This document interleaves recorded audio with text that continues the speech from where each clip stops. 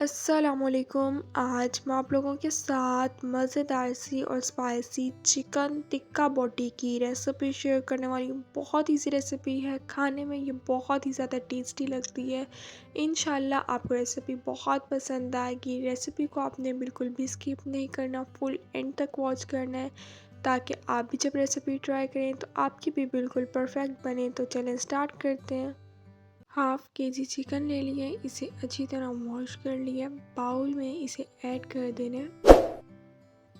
1 teaspoon भर के लहसुन और अदरक का पेस्ट ऐड कर दिया। 1 टीस्पून इसमें बारीक चॉप की हुई हरी मिर्ची ऐड कर देनी है। हाफ कप इसमें दही ऐड कर देना है। फ्रेश दही का ही आपने यूज़ करना है।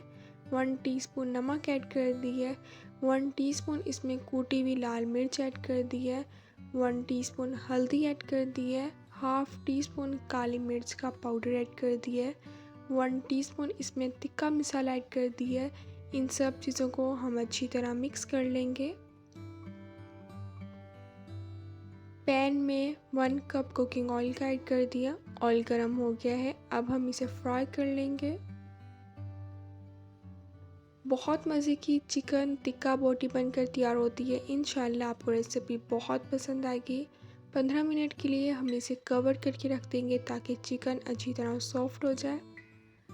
15 मिनट के लिए कवर करके रख दिया था, कवर उतार लिए। चिकन जो है बिल्कुल अच्छी तरह सॉफ्ट हो गया है। अब हम इसे प्लेट में निकाल लेंगे। कोयले को गर्म कर लिया था, इसे बाउल में ऐड कर दिए। थोड़ा सा हम इसके ऊपर से कुकिंग ऑयल ऐड कर देंगे। 5 मिनट के लिए हम इसे कवर करके रख देंगे।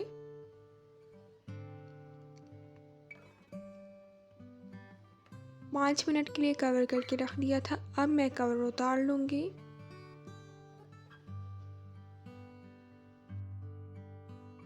मज़ेदार सी चिकन टिक्का बोटी बनकर तैयार हो गई है। इंशाल्लाह जब आप रेसिपी ट्राई करेंगे तो आपको रेसिपी बहुत पसंद आएगी। इंशाल्लाह अब मिलूँगी आप लोगों से अपनी नेक्स्ट वीडियो में। तब तक के लिए अल्लाह हाफिज़।